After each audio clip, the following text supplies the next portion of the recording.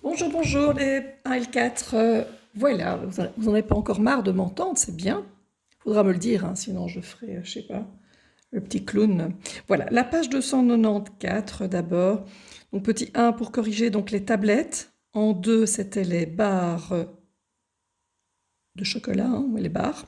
Petit 3, les tablettes et les bonbons. Exercice B, si c'était vrai ou faux, c'était vrai, c'est bien supérieur à un angle droit au niveau du rose. On voit bien que c'est plus grand qu'un angle droit que 90 degrés. Vrai aussi, il y a plus de pâte à tartiner que de tablettes. On voit ça dans les couleurs. Il y a plus de jaune. Qu'est-ce que je raconte? Oh non, c'est plus de la moitié. Donc c'est plus de la moitié. La moitié de 125 000, c'est 62 000. Ici, on est à 73 000, donc c'est plus que la moitié. Là où il y en a le moins, c'est le cacao en poudre. Non, c'est pas vrai. Là où il y en a le moins, c'est le vert. Donc ça, c'était faux. Et les deux suivants étaient faux également. On complète la phrase. Il s'agit d'un graphique de type circulaire, comme dit le titre.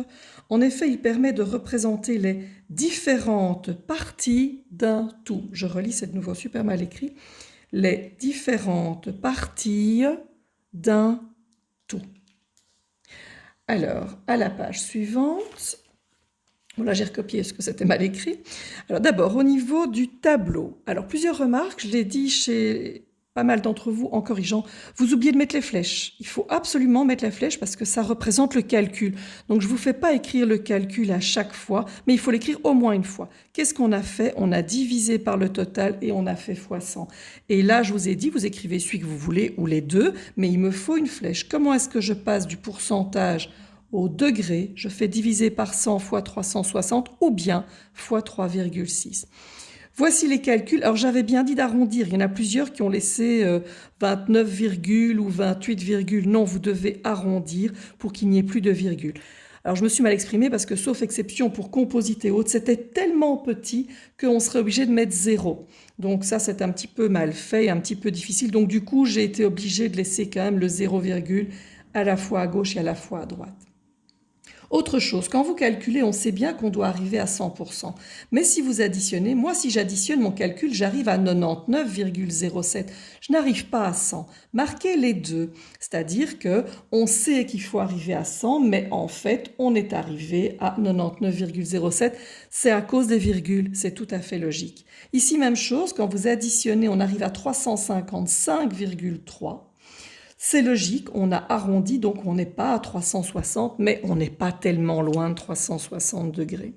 Le titre, c'est la quantité de déchets recyclés à Bruxelles qui ont été mis par matière ou par catégorie ou voilà. Alors, vous avez, attention, j'ai pas été dans le bon ordre, je ne sais pas pourquoi je n'ai pas commencé par le vert. Donc, il y a le papier et carton qui faisait 158 degrés, qui est le mauve ici. Le vert 104 qui est là. Le plastique en vert, le métal en bleu, le bois en orange et j'ai laissé le autre en blanc. En fait, j'ai un peu triché parce que honnêtement, je n'aurais pas su tracer 0,3 degrés.